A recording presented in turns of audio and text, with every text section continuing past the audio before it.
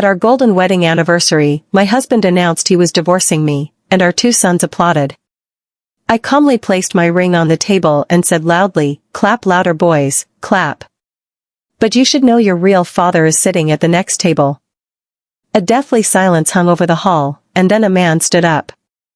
The gold band on my ring finger didn't feel like jewelry today. It felt like a scorching hoop of iron. The engraving 50 years on the inside of the metal seemed to be branding the number right onto my skin. Lucille sat at the head of the massive table, maintaining that same flawless posture that all the women in their social circle envied. Her back was straight, her chin slightly raised, her gaze calm and benevolent. None of those present guessed that every breath she took was a struggle, as if the corset she had worn all her life had suddenly been tightened until her ribs crunched. The banquet hall of the Holloway estate was drowning in flowers. Huge bouquets of white lilies stood everywhere, and their heavy sweet aroma mixed with the salty scent of the Atlantic Ocean, which seeped through the partially open terrace doors. For the guests, it was the smell of luxury and success. For Lucille, it was the smell of a crypt. She swept her eyes across the room. The entire elite of Charleston was gathered here. Vance's business partners, old family friends, local officials, and even a few journalists whom her husband had invited to capture this triumph of family values. They all drank expensive champagne, made toasts about loyalty and love, and admired how Vance and Lucille had managed to preserve their marriage for half a century. "What a couple," came a whisper from a nearby table. "So many years together, and not a single scandal. Lucille is simply a saint." Lucille barely smiled with the corners of her lips. A saint? If only they knew. All her life she hadn't been holy. She had just been convenient. Convenient like an old armchair that is a pity to throw away, but which no one pays attention to anymore. Please drop a comment below and tell us what you would have done in this situation. And don't forget to smash that subscribe button because we bring you jaw-dropping real-life stories like this every single day. Also comment where you are watching from. Let us know our story is reaching the whole world. Now subscribe. Back to my story. Her gaze slid to her husband. Vance sat nearby, lounging arrogantly against the back of his chair. At 72, he looked excellent. His silver hair was perfectly styled. The expensive dark chocolate suit fit him like a glove. He was laughing at someone's joke, throwing his head back slightly, and Lucille knew that laugh by heart. It was the laugh of a man convinced the world revolved around him. 50 years. For 50 years, she had said, "Yes, Vance." Of course, Vance, you are right, Vance. She had been his shadow, his secretary, his nanny, and his lightning rod. She polished his reputation as diligently as the staff polished the silverware in this house. Lucille's gaze shifted to her sons. Raymond and Stanley sat to the right of their father. Grown men, 46 and 44 years old. Both already had a touch of gray at their temples, expensive watches, and that same self-assured, slightly disdainful curve of the lips as Vance. They were whispering about something, casting short, indifferent glances at their mother. To them, she was something like a piece of furniture, necessary for the background, but completely useless in essence. Memory, treacherous and sharp, suddenly transported Lucille back more than 40 years. She remembered this same room. Only then the furniture was different and rain was pouring outside the window. Raymond was 3 years old. He had broken Vance's favorite vase. Her husband didn't bother to figure out what happened. He simply struck Lucille across the face, saying it was her fault for watching the child so poorly. Lucille hadn't cried then. She silently picked up the shards of the vase, powdered the red mark on her cheek, and came out to the guests that evening with a perfect smile. She thought she was saving the family. She thought she was protecting her sons from their father's anger by taking the blow herself. What a fool I was, she thought now, watching Raymond pour himself another glass of cognac. She hadn't saved them. With her silence, with her endless patience, she had raised monsters. They saw how their father treated their mother and learned one simple lesson. Only strength deserves respect. And in their eyes, Lucille was weak. The waiters began serving champagne for the main toast. The hum of voices in the hall quieted down. The musicians on stage stopped playing and an expectant silence fell. Everyone was waiting for the speech from the man of the hour. Vance stood up slowly. He took the microphone, looked around the hall with the air of an emperor, and smiled. But that smile didn't reach his eyes. Lucille felt something tighten inside her. A chill of foreboding ran down her spine. She knew that look. That was how he looked when he was about to buy a new car or fire the gardener. "Dear friends," Vance began, and his voice, trained by years of speaking at board meetings, filled every corner of the room. 50 years, half a century. That is a huge amount of time. Many of you today spoke about patience, about sacrifice, about how important it is to preserve the family. He paused, enjoying the attention. Everyone looked at him with adoration. Lucille looked at her plate, feeling her heart start to beat somewhere in her throat. "I listened to you and I thought," Vance continued, and his tone changed. It became harder, drier. "Why? Why do we spend our one and only life trying to meet other people's expectations? I gave everything to this marriage. I worked. I built this empire. I provided for the family." Lucille was, he made a vague gesture toward his wife without even looking at her. A good companion, reliable. Someone in the hall sighed with emotion, but Vance suddenly straightened up and his face became cold. "But at my 72 years, I realized one thing. I am tired of pretending. I am tired of living in the past. I want to live the rest of my days honestly. I want to feel alive, not like a museum exhibit next to," he stumbled for a second, choosing the word, "next to memories." Lucille looked up. Vance was looking straight ahead over the heads of the guests. "Therefore, today on this significant day, I want to make an important announcement. I am filing for divorce." The silence in the hall became not just deathly. It became a vacuum. It seemed as if the air had been pumped out of the room. Someone's fork clattered against a plate. A woman at the next table covered her mouth with her hand. "Yes, you heard right." Vance's voice sounded firm, even challenging. "My lawyers have already prepared the documents. I met a woman who understands me, with whom I feel young. I think I have earned the right to happiness after so many years of duty." Lucille sat motionless. She felt the blood draining from her face, not from shame or grief, but from shock. He did this here in front of everyone. He decided to humiliate her publicly, to turn their golden wedding into a farce, a one-man show. She expected someone to be outraged, for one of their old friends to stand up and tell Vance he had lost his mind. But the guests were silent, exchanging confused glances, and then a sound rang out. A clap, then another. Lucille slowly turned her head to the right. Raymond and Stanley were standing. They were applauding. There was no shock on their faces, no sympathy for their mother. They were smiling. "Bravo, Dad," Raymond said loudly, raising his glass. "Finally, a man's decision."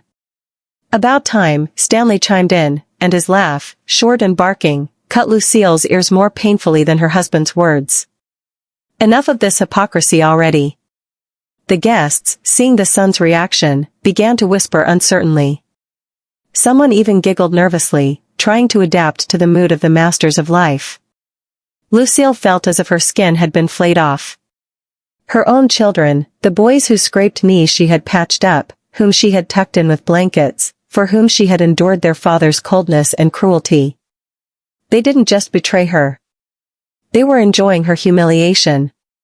Vance nodded contentedly to his sons and sat down, draining his glass in one gulp. He didn't even look at his wife. For him, the question was closed. The old thing was thrown away. The new life had begun. Stanley leaned toward his mother. He smelled of expensive cologne and cognac. He brought his face so close to her ear that she felt the heat of his breath. "Well, Mom," he whispered, and there was so much venom in his voice that Lucille felt physically ill. "Finally, we won't have to pretend we respect you." Lucille stood up abruptly, nearly knocking over her heavy chair. Her legs wouldn't obey. Her knees were trembling, but she forced herself to walk. Not to run. Running would be an admission of defeat. But to walk, preserving the remnants of her dignity, although inside everything was screaming and writhing in pain. She walked through the hall, not seeing faces, not hearing the whispers that rose in a wave behind her. The only thing she felt was Stanley's burning gaze boring into her back. She pushed the heavy glass door and burst out onto the terrace. The cold Atlantic wind hit her face, instantly drying the sweat on her forehead. Here, in the dark, away from the light of crystal chandeliers and fake smiles, she finally allowed herself to breathe. The air was icy and salty. Lucille walked to the stone parapet, gripped it until her knuckles turned white and bent double. The first sob escaped her chest with a sound as if something inside had cracked. It wasn't the crying of an offended woman. It was the howl of a wounded animal cornered in a trap. Tears flowed down her cheeks, washing away her powder, settling into her wrinkles, dripping onto the cold stone. She wasn't crying about the divorce. The divorce was a deliverance. She was crying for the 50 years she had single-handedly laid on the altar of this monstrous idol of the Holloway family. She cried for the 20-year-old Lucille she had killed half a century ago. The girl with the long braid and laughing eyes who loved reading poetry and dreamed of becoming a literature teacher. Where was she now? Dissolved, disappeared, erased under layers of yes, Vance. Of course, Mom. As you say, Dad. Memory, ruthless and precise, threw her back to the summer of 1974. The smell of wet asphalt, the sound of rain on the tin roof of the gazebo in the old park. And Arthur, his rough, warm palms, smelling of earth and pine resin, his quiet voice. Lucille, don't go. We'll manage to hell with their money. But she had been afraid. Afraid of her parents' anger, who had already made an arrangement with the wealthy Holloway family, afraid of poverty, afraid of shame. And she chose prudence. She chose the golden cage, thinking she could learn to love the jailer. And then the boys were born and she committed her second crime. She decided she had to give them everything she didn't have. Status, a name, pride. She lied to them from day one. She lied to Vance, allowing him to consider himself the patriarch and creator of a dynasty. She lied to herself, convincing herself it was a lie for good. For the sake of the children, she whispered to herself at night when Vance returned in the morning, smelling of strange perfume. I endure this for the sake of the children. And here they were, those children, Raymond and Stanley, grown men, applauding a father who was humiliating their mother. They weren't just like Vance. They were worse. Vance was at least honest in his cruelty. He never loved her and didn't hide it. But the sons, they grew on her love like parasites, sucked out all the juices, and now laughed at the empty shell. Another sob twisted her body. Lucille slid down to the cold floor of the terrace, pressing her cheek against the rough stone. She didn't care that her expensive dress would get dirty, that her hair would come undone. She felt dirty from the inside. I did this myself, the thought pounded in her head. I molded these monsters myself. I was silent when they were rude to the staff. I was silent when, as teenagers, they laughed at poor classmates. I thought they would outgrow it. I thought it was Vance's genes. No, it was my silence that gave them permission to be scoundrels. The wind fluttered the hem of her dress, but the cold no longer penetrated inside.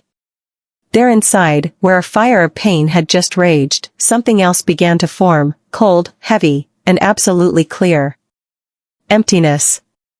Lucille stopped crying just as suddenly as she had started.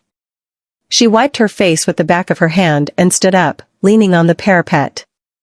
Her legs no longer trembled. Her head cleared as if someone had turned off loud, irritating music. She looked at her reflection in the dark glass of the door, an old woman with runny mascara and red eyes. But in those eyes there was no longer fear. There was the emptiness of scorched earth. She lowered her gaze to her hand. The golden ring gleamed dully in the moonlight. 50 years she had worn it like a medal for service. Now it felt like shackles, heavy, pressing, alien.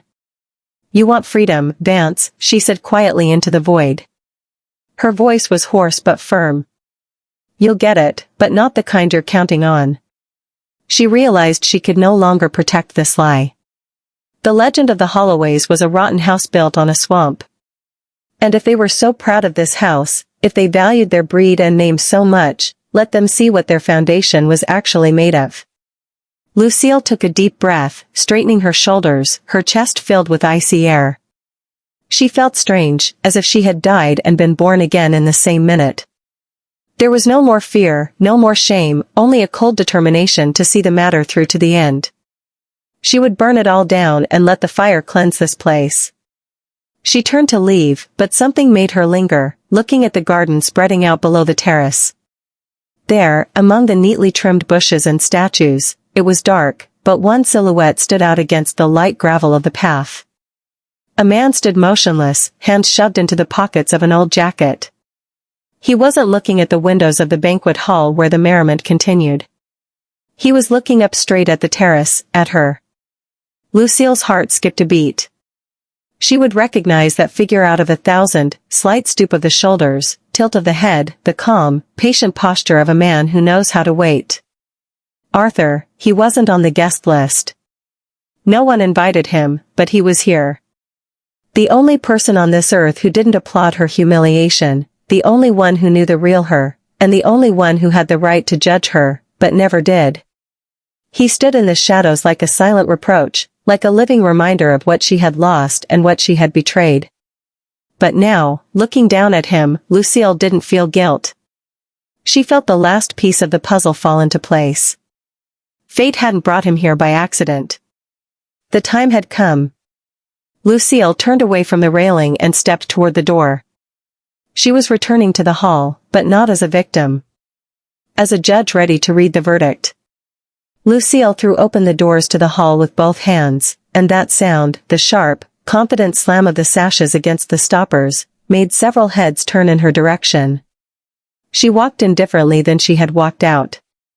That stooped shuffling gait of a woman afraid to intrude on someone else's space had vanished. Now she walked with a measured stride. It was as if every strike of her heel on the parquet floor drove a nail into the coffin lid of their former life. The hall buzzed like a disturbed hive. Guests had broken into small groups, hungrily discussing the scandal. Some shook their heads sympathetically. Others openly gloated, anticipating the details of the division of property. But at the sight of Lucille, conversations died down, giving way to a tense silence. She walked through this gauntlet of eyes, not lowering her head, not hiding her tear-stained face. She had nothing left to hide. Vance was no longer sitting in his seat. He stood at the edge of the table, leaning nonchalantly on his elbow, whispering something into the ear of a young woman in a shiny champagne-colored dress. She giggled, covering her mouth with a hand sporting long scarlet nails. It was his secretary, Vanessa, 25 years old, ambitions the size of this banquet hall, and a complete lack of conscience. Lucille had known about her for 6 months, but remained silent. Now that silence seemed like a crime against herself. Her sons, Raymond and Stanley, stood nearby, sipping cognac, and condescendingly watching their father. Seeing their mother, Raymond rolled his eyes and sighed demonstratively loud. "Oh, she's back," he threw to his brother, not even lowering his voice. Now begins the second act. Tears, pleading. "I gave you the best years of my life." Boredom. Stanley chuckled, swirling his glass. "Well, let her speak her mind, Ray.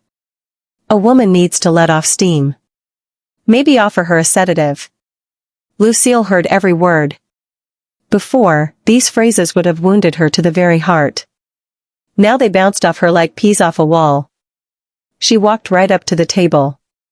Vance, noticing her, lazily turned his head. In his eyes, irritation mixed with disgust could be read. "Lucille, don't make a scene," he hissed, not even trying to move away from Vanessa. "Everything is already decided. My lawyers will contact you tomorrow. Go sleep it off. You look terrible." Vanessa stopped smiling and stared curiously at Lucille, assessing her rival. There was no fear in her gaze, only the cold calculation of a predator looking at a wounded animal. Lucille didn't answer. She slowly raised her left hand. Her fingers no longer trembled. She grasped the gold band of her ring. It fit tightly, grown into the skin over half a century, but now it slid off surprisingly easily, as if it wanted to leave the finger itself. The room became completely quiet. Even the music seemed to sound muffled. All eyes were glued to her hands. Lucille placed the ring on the snow-white tablecloth right in front of Vance's glass. The gold hit the table with a dull thud. The sound was quiet, but in the ensuing silence, it sounded like a gunshot. The ring lay on the white fabric, small, shiny, and absolutely alien, like a bullet extracted from a wound. Vance frowned, looking at the ring. "And what is this gesture?" He snorted. "Think I'm going to cry? Keep it, pawn it when the money runs out." The sons snickered, supporting their father's joke. Lucille looked up. Her gaze was dry and clear.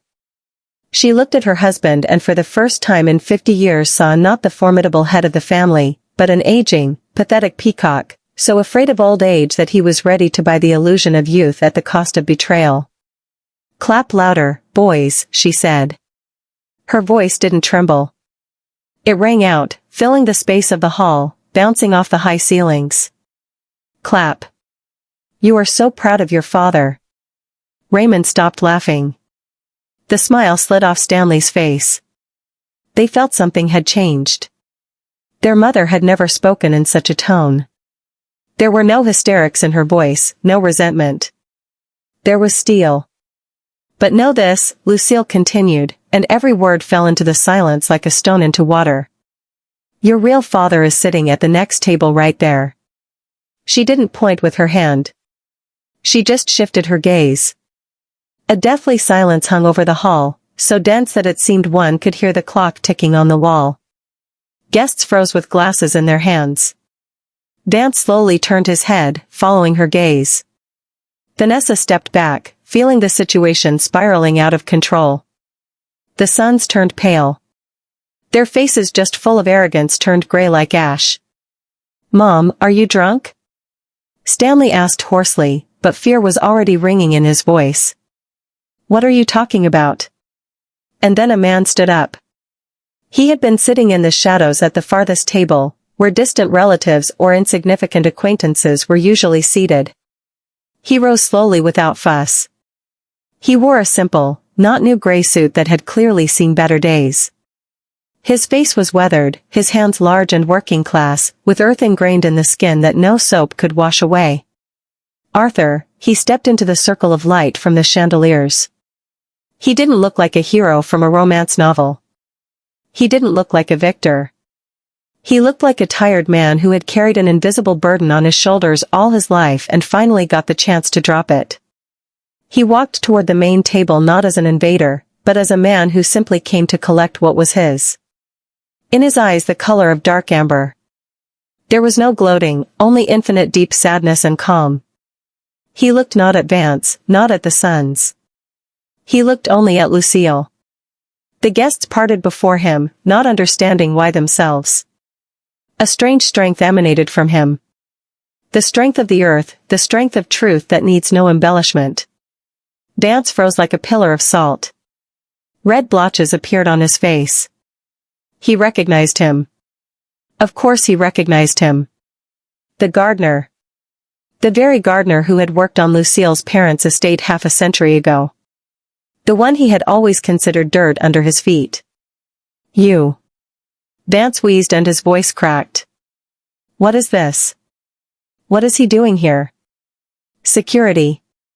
But the security didn't move.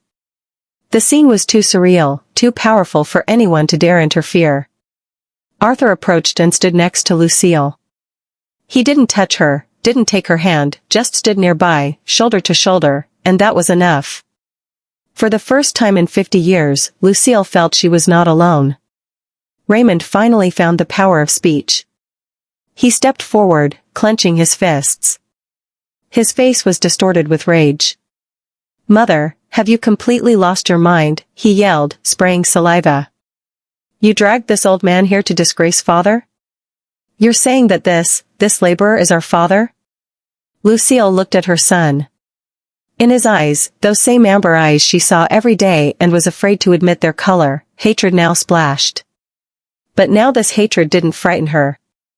It liberated her. "Look in the mirror, Raymond," she said quietly. "Or look at him.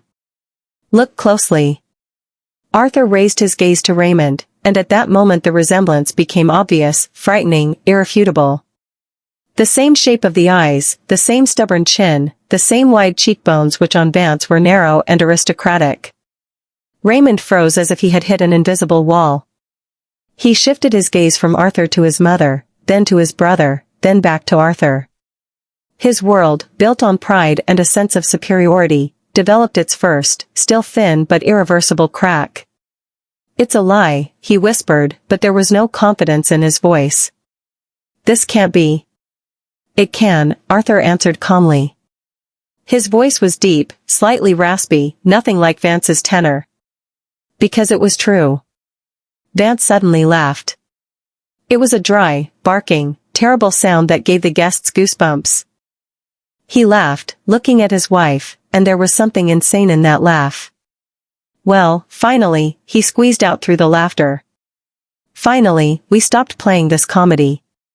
Vance continued to laugh, and this sound, resembling the cough of an old crow with a cold, echoed through the hall, reflecting off the crystal pendants of the chandeliers. He looked neither shocked nor crushed. On the contrary, he seemed to have thrown off the mask of the noble patriarch, and beneath it was revealed the face of a bored cynic. "You thought this was a bomb, Lucille?" he asked, wiping away a tear caused by laughter. "You thought I'd faint or challenge you to a duel?" He swept his gaze over the frozen guests, then looked at his sons, who stood pale as sheets, and finally fixed his eyes on his wife. "I always knew, since the very day Raymond was born." Lucille felt the ground disappear from under her feet. She expected fury, denial, scandal, but she didn't expect this. "You knew," she whispered. Her voice trembled. Her entire plan, all her sacrifice, her whole life built on keeping this secret, suddenly seemed like a house of cards collapsing from a light breeze. "Of course I knew," Vance snorted, pouring himself some water. His hand didn't shake. "In our family, my dear, everyone is born with gray eyes. Always. And here are two brown-eyed, sturdy boys, and that gardener of yours who was always hanging around the fence. You'd have to be an idiot not to put two and two together. And I, as you know, am not an idiot." "Then why?" burst out Stanley. He looked at his father with horror, as if seeing a ghost. "Why were you silent for 50 years? Why did you raise us? Why did you give us your name?" Vance shrugged as if speaking about buying bad stock. "Because it was profitable for me, Stan. Your grandfather, Lucille's father, gave such a dowry for her that I was able to save the family business. If I had divorced, I would have lost everything. And later, I liked the role. Father of two sons, a strong family, traditions, it sells perfectly. Investors love stability." He turned to Lucille and his face twisted into a grimace resembling a smile but full of venom. "But the funniest thing isn't that, Lucille. The funniest thing is that you're standing here all in white playing the victim. I kept a secret. I suffered. But you stayed with me for the exact same reason." Lucille wanted to object, wanted to scream that it was a lie, that she stayed for the children, for their future. But the words stuck in her throat. "You are just as vain as I am," Vance continued, ruthlessly driving in every word like a nail. "You were afraid of becoming a nobody, a divorcee with two bastards from a gardener. In the 70s, they would have eaten you alive. Your parents would have kicked you out. You chose comfort. You chose the name Holloway. You chose this house, these receptions, these silks. We are the same, Lucille. We both sold our souls for a pretty picture. Only I at least honestly admit that I'm a scoundrel, and you lie to yourself that you're a holy martyr." These words hit Lucille harder than any slap. Everything inside went cold. She looked at Arthur. He stood nearby, not interfering, but in his gaze was such pain, such understanding that she wanted to fall through the earth. He knew. He also understood everything and still waited for her for half a century. Vance was right. The terrible bitter truth she hid in the darkest corner of her heart suddenly came out into the light. She really was afraid. Afraid not only for the children, she was afraid for herself, afraid of losing status, afraid of judgment, afraid of poverty. She sacrificed her love to her fear and called it a mother's duty. She looked at her sons, at these grown, strange men whom she had created with her lie. Raymond stood breathing heavily. His face had turned purple, veins on his neck bulged. He couldn't bear that his world, the world of a crown prince, the world of the chosen one, turned out to be a fake.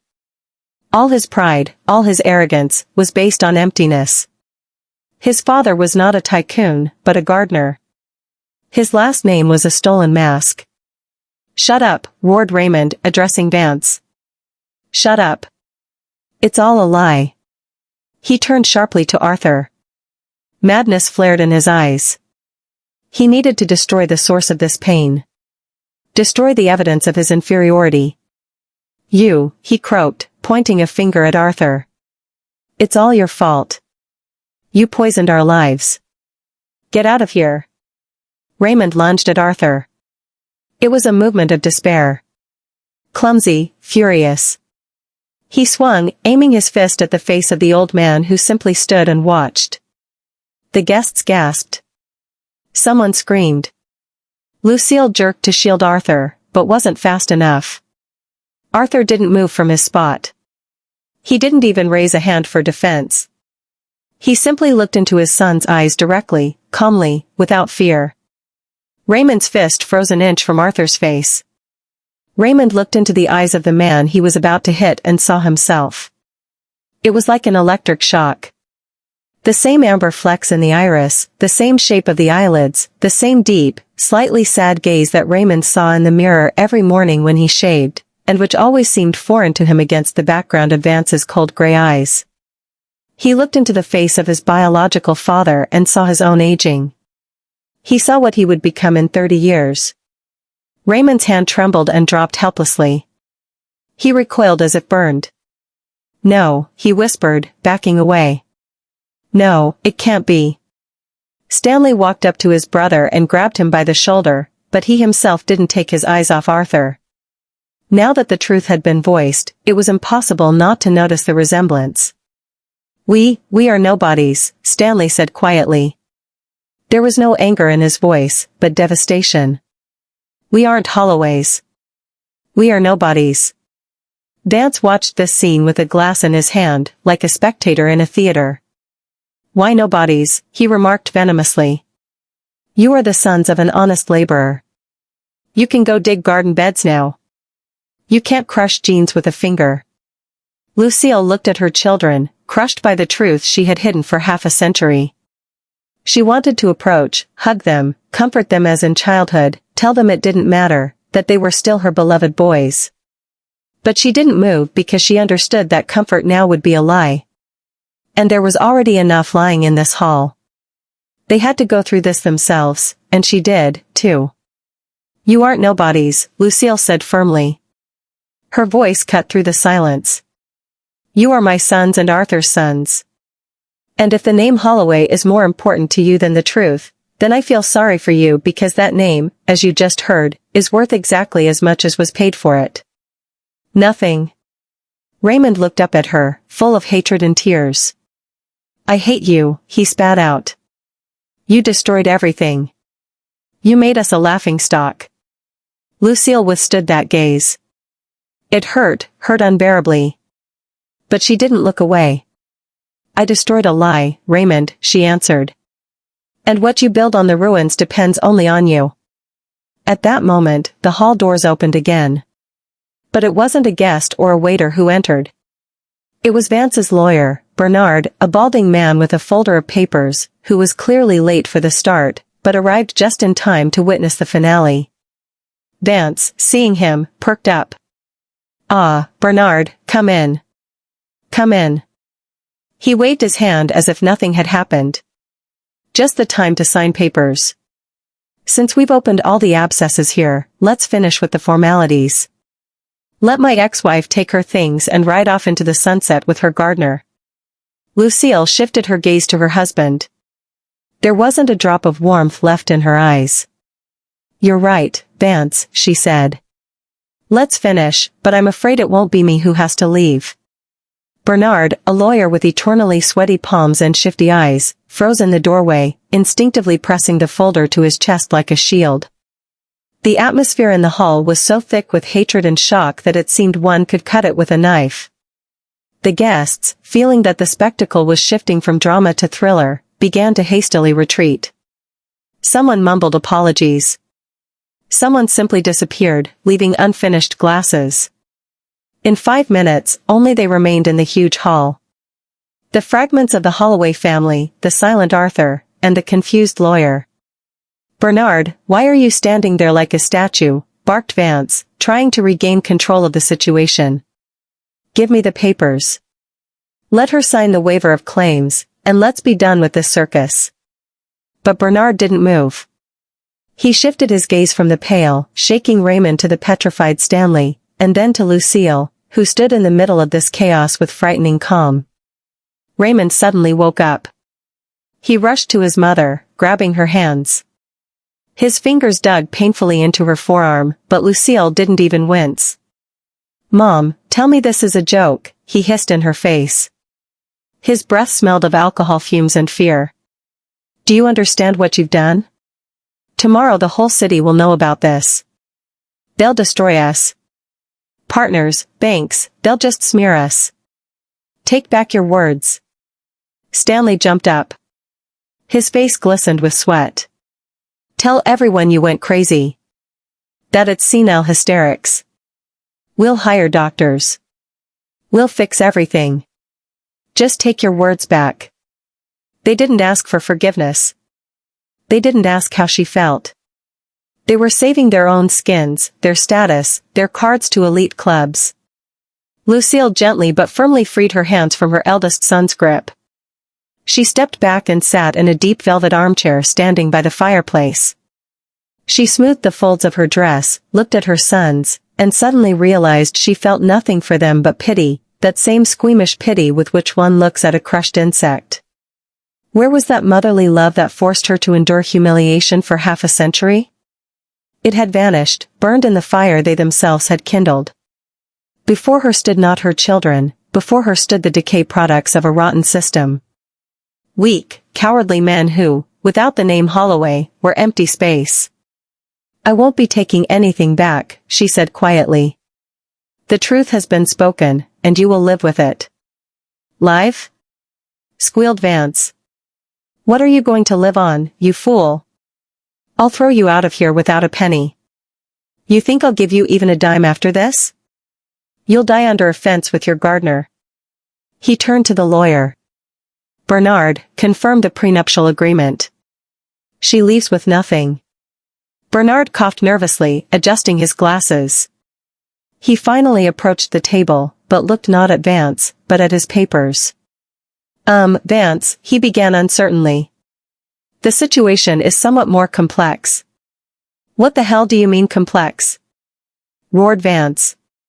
I don't pay you for complexity. This house is mine. My accounts are mine. Lucille raised her head and met her husband's gaze. There was no triumph in her eyes, only a tired statement of fact. Vance, did you forget 1974? She asked. Did you forget who exactly insisted on a strict prenuptial agreement? Your father. He was so afraid that a penniless daughter-in-law would snatch a piece of your fortune that he prescribed a separate property regime for everything acquired before marriage or received as an inheritance. Vance froze. Something resembling panic flickered in his eyes. So what? He snapped. I earned all this. You earned the money, Vance, Lucille continued calmly.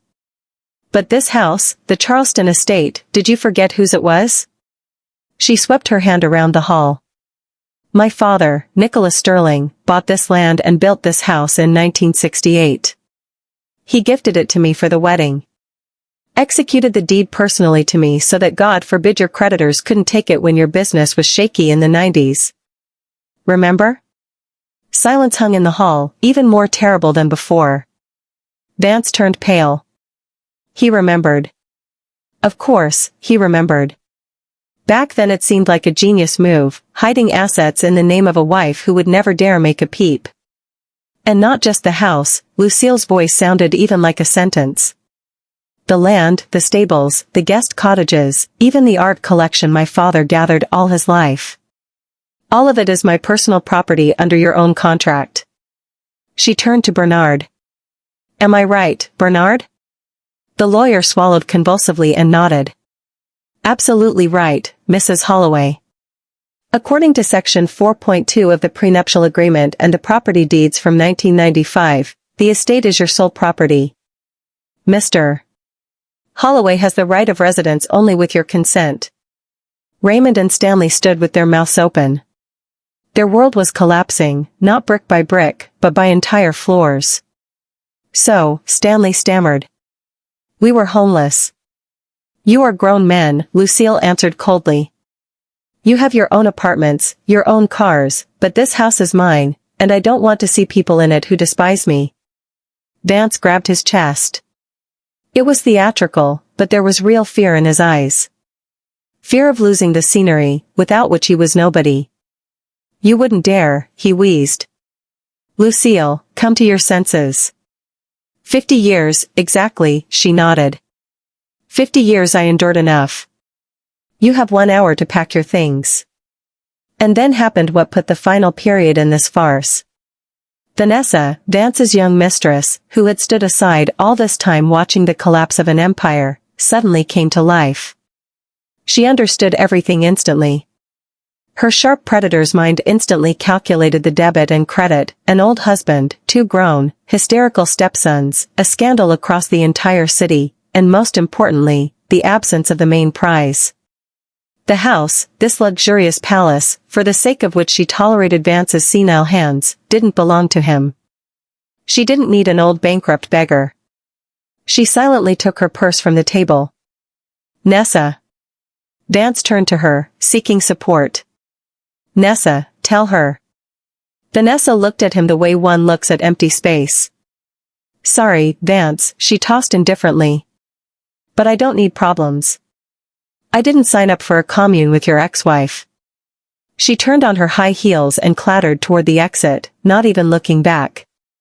The door slammed shut behind her with a dry click. Vance was left standing alone in the middle of the hall, without a wife, without a house, without a young mistress, and without the respect of his sons, who now looked at him not as an idol, but as a loser who had lost everything. Lucille didn't even smile. It wasn't funny to her. She just felt nothing. She shifted her gaze to Arthur. He still stood aside, calm and unshakable as a rock. He didn't rejoice in Lucille's victory. He just waited for her to finish taking the trash out of her life. Get out, Lucille said quietly. What? Asked Raymond, not believing his ears. Get out of my house, she repeated louder, rising from the armchair. All 3 of you. I give you an hour. If you aren't gone in an hour, I'll call the police and report trespassing. Bernard will confirm my rights. She turned and walked toward the exit to the terrace, to where the fresh air was. She needed to breathe. And here in this hall, it smelled of decay. Lucille didn't make it to the terrace doors. A heavy hand landed on her shoulder, turning her around, but not roughly as before, but somehow fussily, ingratiatingly. Vance stood before her. His face had lost all its arrogance. It had sunken, aged 10 years in these 15 minutes. Animal fear splashed in his eyes. Lucille, wait, he muttered, trying to look into her eyes. We need to talk without witnesses. Let's go to the library, please. That please sounded so unnatural, as if he were speaking a foreign language. Lucille looked at his hand on her shoulder, then at Arthur. He nodded barely noticeably. Go. I'm here. She silently headed to the library, dark, soaked in the smell of old leather and cigars, a room that had always been Vance's sanctuary. She was allowed to enter here only to bring tea or call him to dinner. Now she entered here as the mistress coming to inspect the property before demolition. Vance closed the heavy oak door behind them and leaned his back against it as if trying to wall himself off from reality. "Lucille," he began, and his voice trembled. "What is this scene you've created?" "What mistress?" "It's just a midlife crisis. A devil in the ribs. You're a smart woman. You understand everything." He took a step toward her, extending his hands. 50 years, Lucille. We've been through so much together. Are you really going to cross it all out because of one stupid speech? I was drunk. I wanted to show off. Forgive me. Let's forget this evening. I'll kick that girl out. I swear, we'll go to Martha's Vineyard like you wanted. Lucille looked at him and felt a strange lightness. All her life she had been afraid of this conversation, afraid of his anger, his leaving. And now, when it happened, she saw before her not a titan, but a pathetic old man bargaining for his comfortable old age.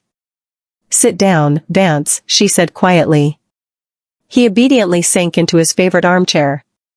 Lucille remained standing.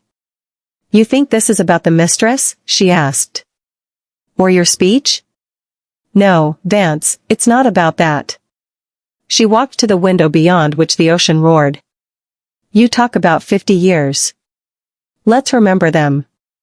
Remember 1982 when I broke my arm supposedly falling down the stairs? You pushed me because I forgot to pick up your suit from the cleaners. Remember 1990 when you forced me to have an abortion because a third child wasn't in the budget, and a week later bought yourself a new Mercedes?" Vance winced as if from a toothache. "Why are you digging up the past? Let bygones be bygones." "I'm not digging," she interrupted him, not raising her voice. "I'm tallying the bill. I was your buffer, Vance. I softened your blows, both physical and verbal. I smiled at your partners whom you swindled out of money so they wouldn't sue us.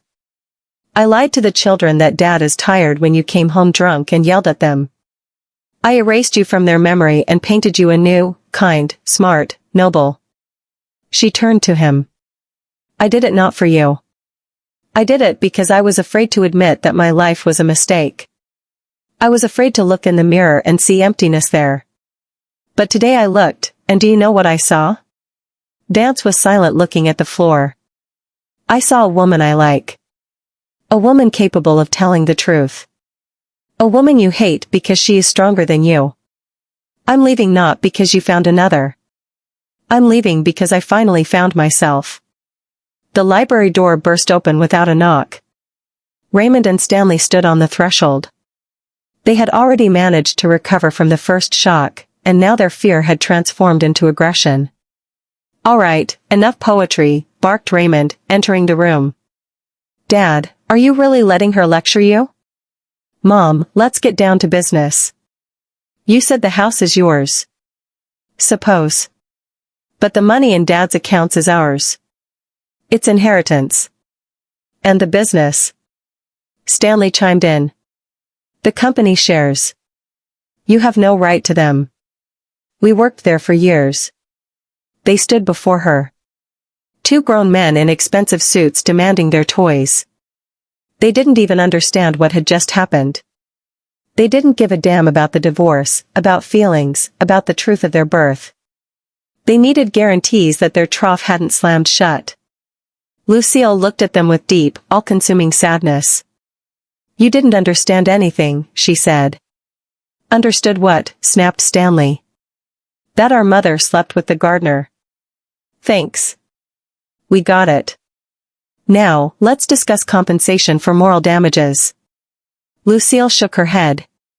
"I gave you a name," she uttered slowly, weighing every word. "I gave you an education. I gave you a start that millions of people can only dream of. I lied for you for 50 years. I sold my conscience so you could feel like princes." She paused. In the room only Vance's heavy breathing could be heard. "But I can't give you a soul, boys. I don't have that, and neither, it seems, do you." "Don't you dare lecture us," Raymond flared up. "You are a traitor. You betrayed father, betrayed the family. You are a liar. I gave you everything I had, Lucille interrupted him and metal rang in her voice. I have nothing more for you. No money, no house, no sympathy. She walked to Vance's desk, took a heavy paperweight, and moved it a centimeter to the right. This small, possessive gesture enraged Raymond more than any words. You'll regret this, he screamed, clenching his fists. You'll die alone. No one will bring you a glass of water. Traitor. Lucille looked him straight in the eyes. Before she would have cried. Before she would have rushed to comfort, justify, beg for forgiveness. But now she looked at him like a stranger being rude in line. She didn't flinch, didn't look away. Get out, she said simply and quietly. What? Raymond was taken aback. Lucille raised her hand and pointed at the door. Her finger didn't tremble. Get out of my house, all three of you. Time is up. Vance raised his head. There was pleading in his eyes. Lucille, where will I go? It's night outside. To a hotel, Vance, you have money.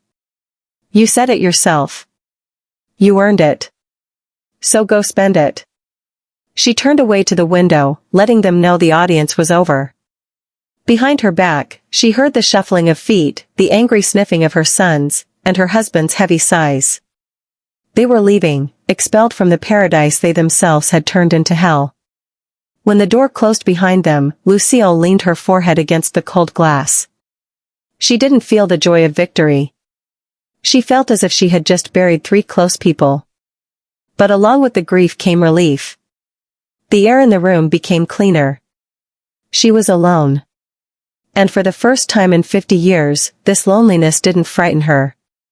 It promised peace. But the silence didn't last long. The library door swung open again, this time with a crash, hitting the wall so hard that several books fell from the shelf. Vance returned, but not alone. Behind his back, shifting from foot to foot, stood Samuel, an old friend of the family and a well-known lawyer in the city, whom Vance had apparently called in panic right from the parking lot. The sons loomed in the hallway, ready to support their father in the final attack. Vance looked furious. Fear had given way to that same vicious rat-like aggression that wakes up when a beast is cornered.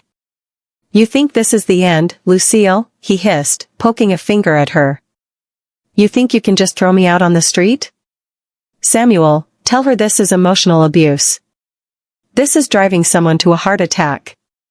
We'll sue you until you're left without pants. We'll declare the deed of gift invalid. We'll prove you are incompetent. Samuel, a heavy-set man with a kind, tired face, stepped forward.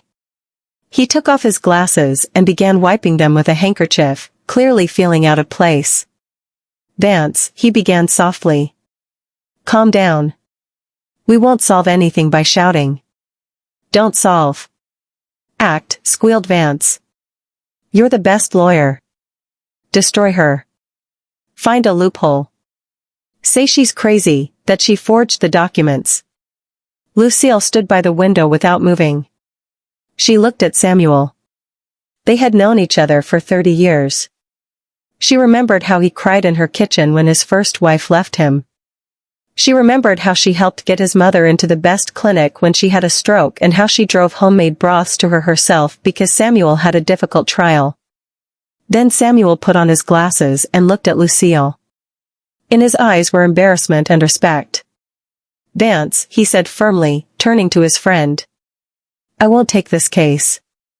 Vance choked on air. What? You're betraying me? After everything I did for you, I made you who you are.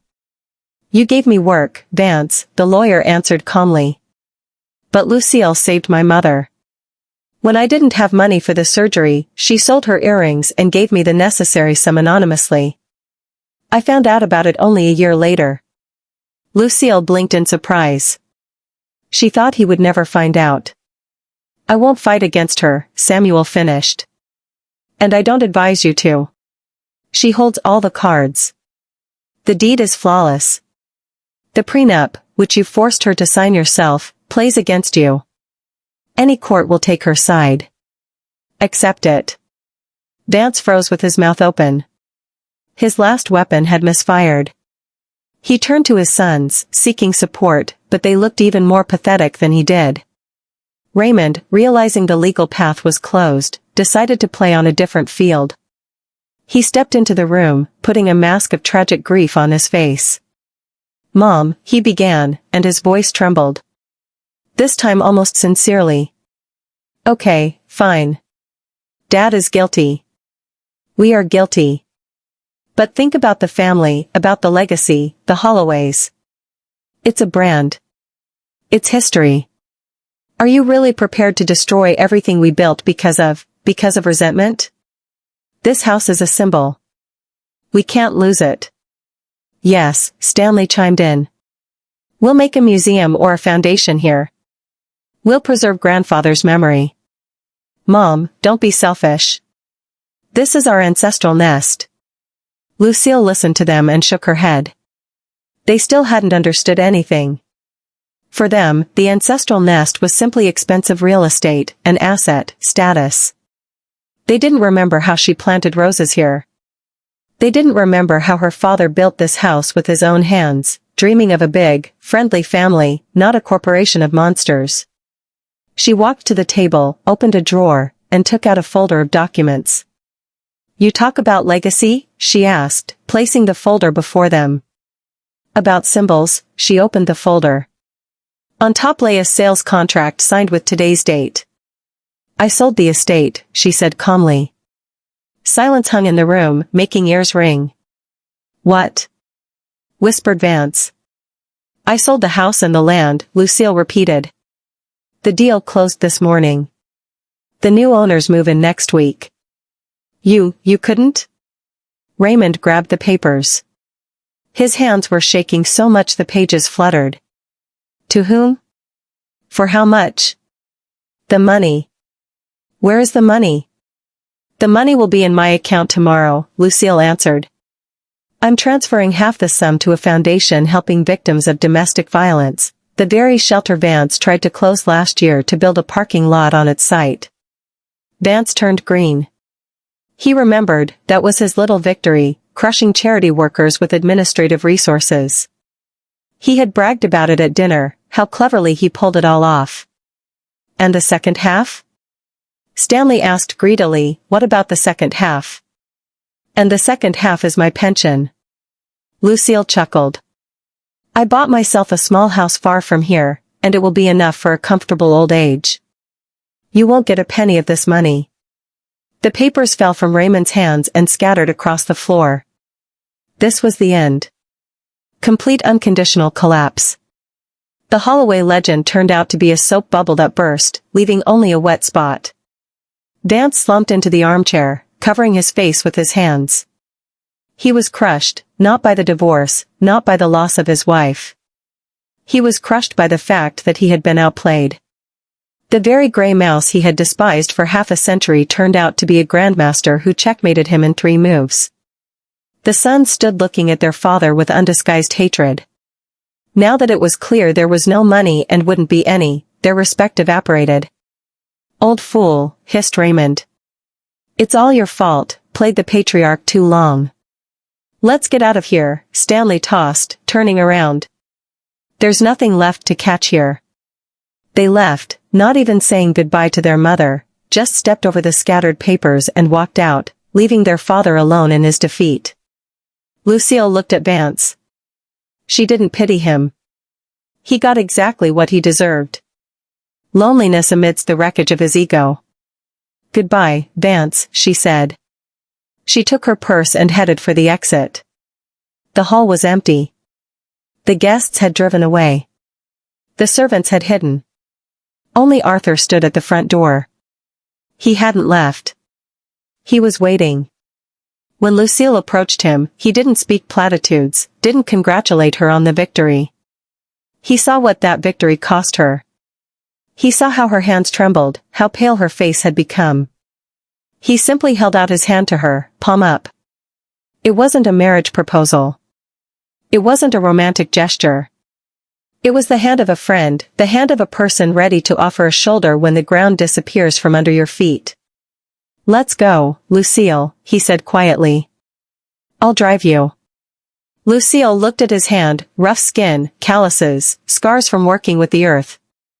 The hand of a living, real person, not a master of life, not a manipulator, just a human. She placed her palm in his fingers closed, warm and reliable. She didn't fall into his arms. She didn't cry. She simply used his hand as a support to take the first step into a new life. They walked out of the house together, the heavy oak door slammed shut behind their backs, cutting off the past forever. Ahead was a night full of stars and the smell of the ocean, which for the first time in 50 years seemed to her the smell of freedom, not a prison. 6 months, 182 days. Exactly that much time had passed since that evening, when the Holloway legend crumbled to dust under the ring of a gold band on a table. Lucille sat on the porch of her new house. It was a small cottage drowning in greenery hundreds of miles from the city. Here there were no marble floors, crystal chandeliers, or endless corridors where the echo of loneliness walked. Here it smelled of wood, dried herbs, old books, and silence. Real living silence. Not the kind that presses on the ears in an empty mansion when you are afraid to take an extra breath so as not to disturb the master's peace, but silence in which you can hear the wind rustling in the foliage, a bumblebee buzzing over a rosehip bush, an old floorboard creaking underfoot. Lucille set aside her cup of herbal tea and looked at her hands. On the ring finger of her left hand, a pale stripe was still visible, the trace of the ring she had worn for half a century. The skin there was thinner, tender, as if under the golden shell it hadn't had time to harden like the rest of the hand. That scar would probably remain forever, just like the memory.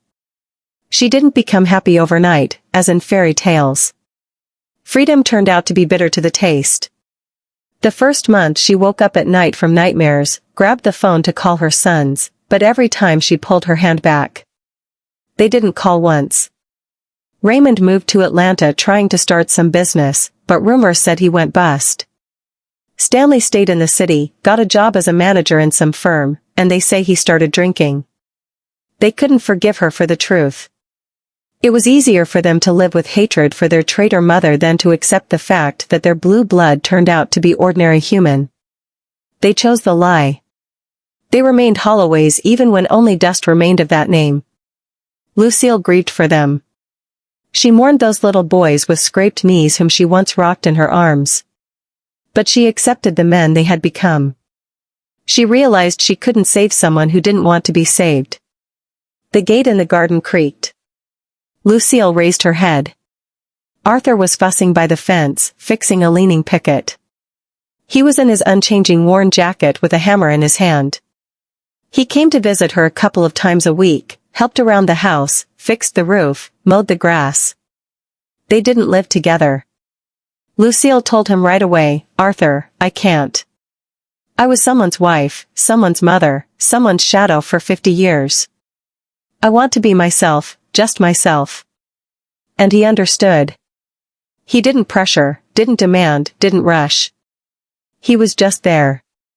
He came silently, did the men's work, drank tea with her on the porch, and drove back to his small apartment on the outskirts. Lucille looked at his broad back at the gray hair tousled by the wind. Did she love him? She didn't know. That crazy youthful fire that was there in 1974 was gone. Only warmth remained. Deep calm warmth like from a cooling stove, and gratitude that he waited, that he didn't judge, that he was the only one who saw in her not a function but a human being. Arthur finished the work, wiped his hands with a rag, and walked up to the porch. "There you go, Lucille," he said, smiling into his mustache. "Now it won't fall over. It'll stand for another 100 years. "Thank you, Arthur." She smiled back. "Sit down. The tea is still hot." He sat on the porch step, not daring to take the armchair next to her. He still kept his distance, giving her as much space as she needed. They sat in silence, watching the sunset. The sun painted the sky in soft pink and gold tones. No dramas, no scandals, just evening, just life. "You know, Arthur," suddenly said, looking at his hands. "Back then at the wedding, I thought you wouldn't go through with it. I thought I'd just come, look at you one last time, and leave. I thought so, too, Lucille answered quietly. I thought so for half a century, and then I realized that if I didn't do it now, I'd die without ever having started to live. He nodded, understanding. And the boys, he asked cautiously, haven't called? Lucille shook her head. No, and they won't. They chose their path. I let them go. That was the hardest part. Letting go. Stopping blaming myself for how they turned out. Stopping trying to fix the past. Arthur finished his tea, put the cup on the railing, and stood up. Well, I'll get going, Lucille. Bus comes in 20 minutes. Go on, she nodded. Thank you. He lingered for a second as if he wanted to say or do something, but only waved his hand and walked to the gate. Lucille watched him go until his figure disappeared around the bend in the road. She was left alone again, but now this loneliness wasn't empty. It was full. It was her own. Lucille picked up a book from the table. It was a volume of poetry she had loved in her youth, the one Vance had once called depressive trash. She opened it at random. The pages smelled of old paper and time. She began to read aloud quietly for herself. I've learned to live simply and wisely, to look at the sky and pray to God, and to wander long before evening, to tire my useless anxiety. Her voice sounded confident and calm. For the first time in 50 years, in the room, in the house, in her life, only her own voice sounded. And no one interrupted her. No one winced. No one demanded she shut up. She closed the book, placed her hand on the cover, and took a deep breath. The air smelled of mint and freedom. Life hadn't ended. Real honest life was just beginning. And let her be 70 years old. She had this sunset. She had this tea. She had herself. And that was enough.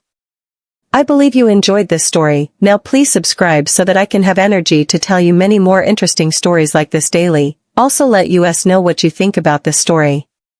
Bye for now.